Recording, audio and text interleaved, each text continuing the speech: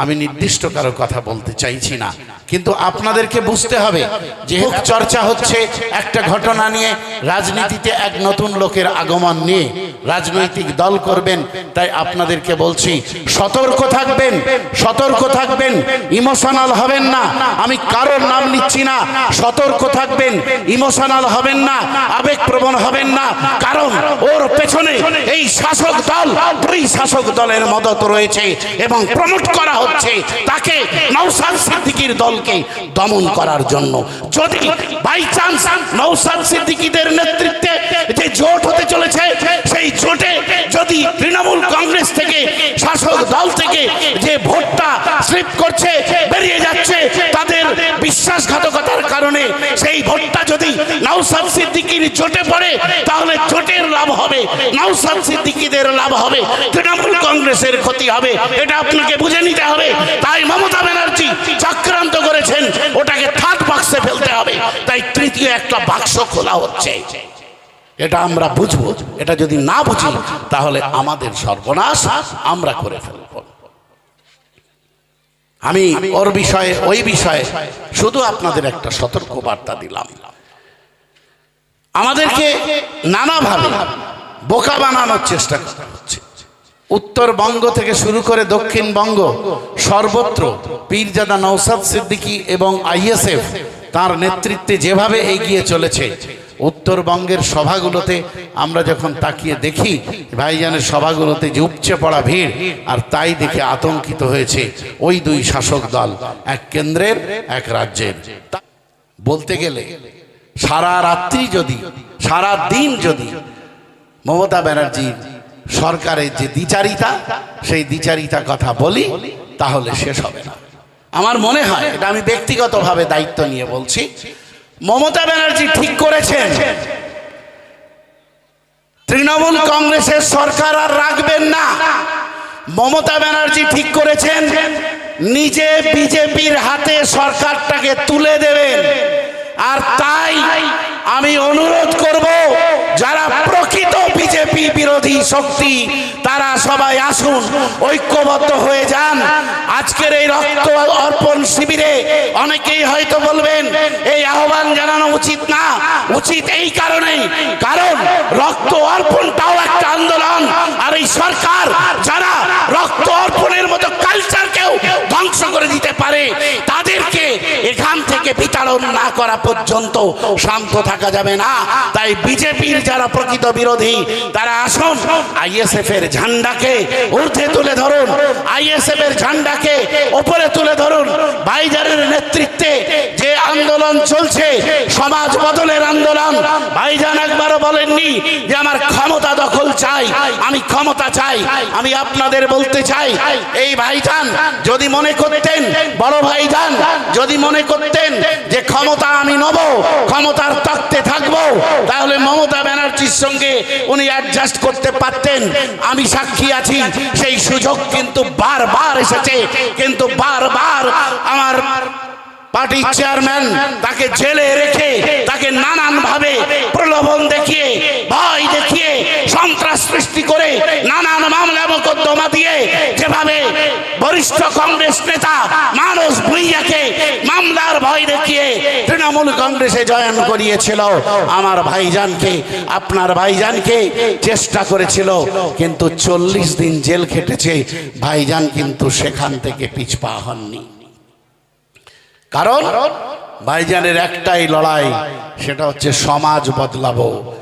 আজকে নির্বাচন কমিশনের পক্ষ থেকে, আপনারা সকলেই জানেন, নির্বাচন কমিশনের পক্ষ থেকে যে ওই এসআইআর চলছিল, সেই এসআইআর এর একটা ধাপের কাজ সম্পূর্ণ হয়েছে এবং লিস্ট পাবলিশ করছে।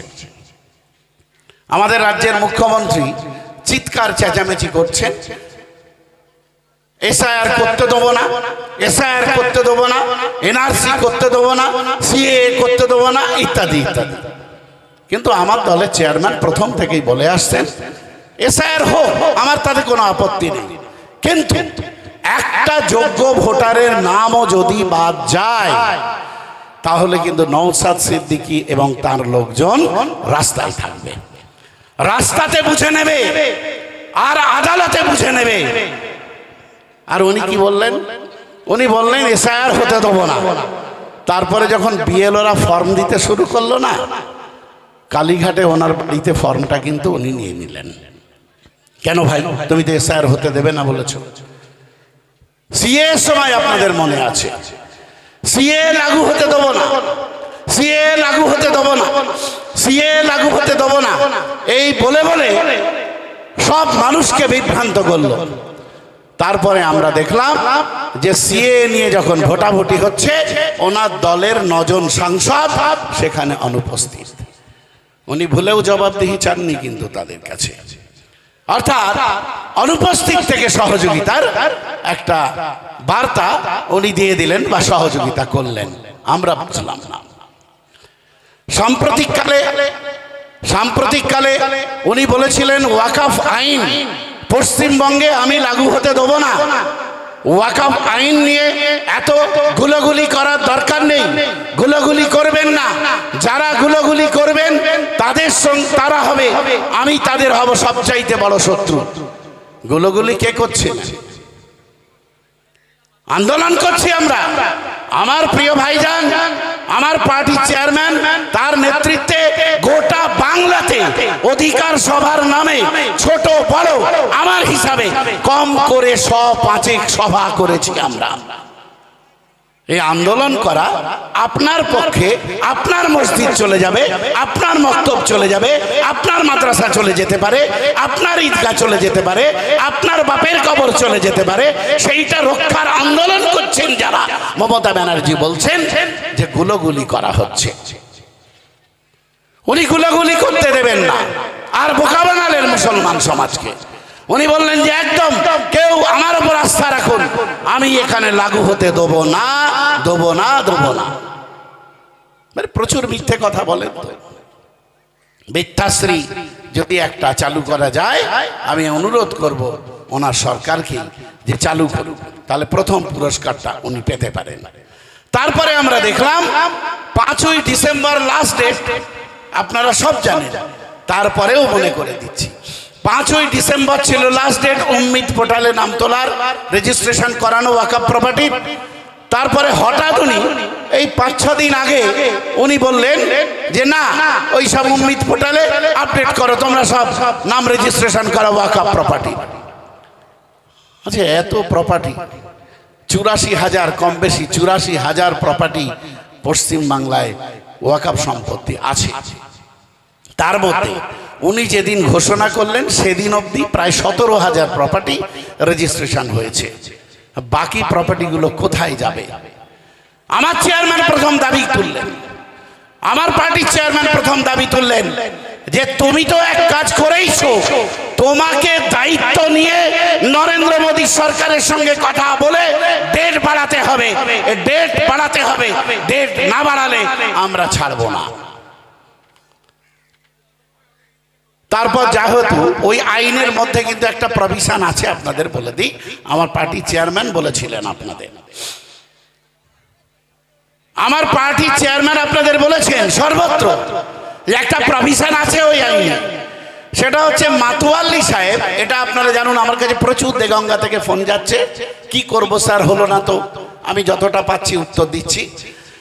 ওই প্রপার্টির মাতোয়াল্লি তিনি যদি ট্রাইব্যুনালকে বোঝাতে পারেন, চিঠি দিয়ে আবেদন করবেন, চিঠি দিয়ে আবেদন করবেন যে আমার রেজিস্ট্রেশনটা আমি এই কারণে করতে পারিনি, সময় দেওয়া হবে।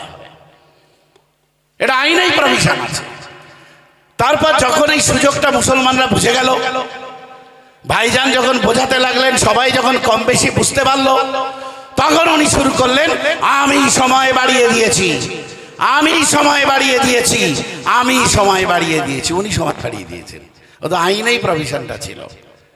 এভাবে আমাকে আপনাকে বোকা বানাতে বানাতে একেবারে চরম জায়গায় নিয়ে যাচ্ছে।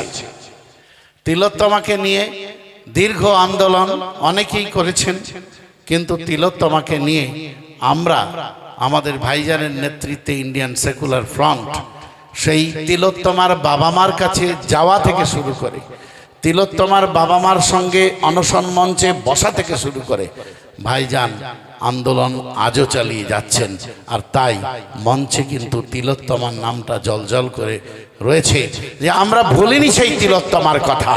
তাই আজকের এই রক্তদান শিবির তিলোত্তমার স্মরণে, কালীগঞ্জের তামান্নার স্মরণে এবং আনিস খানের স্মরণে এই রক্তদান শিবির উৎসর্গ করা হয়েছে।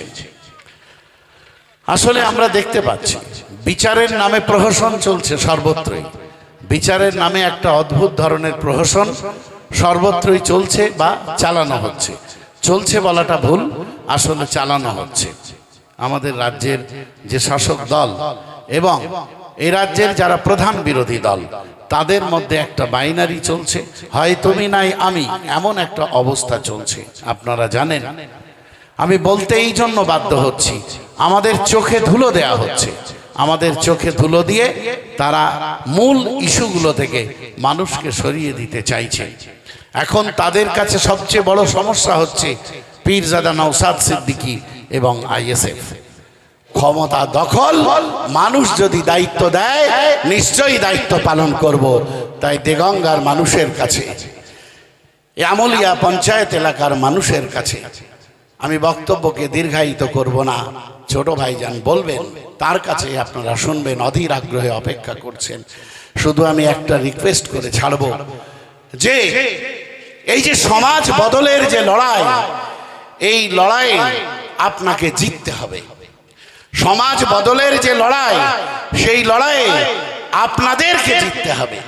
তাই আগামী দিনে দেগঙ্গায় যে লড়াই শুরু হয়েছে, সমাজ বদলের যে লড়াই শুরু হয়েছে, এই লড়াইকে শক্তিশালী করুন।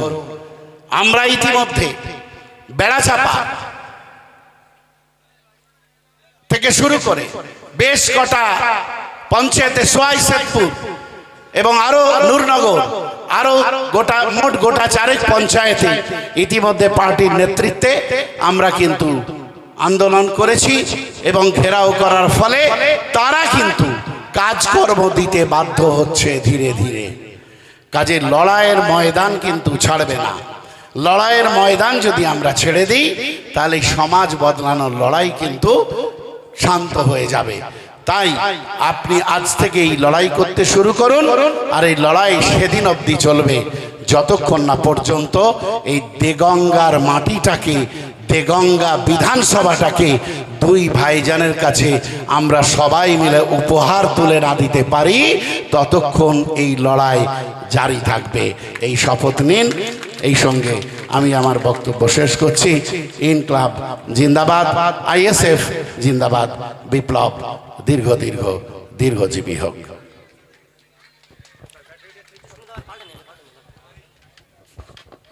হ্যালো, সময় অব্যাহত করবো না। সময়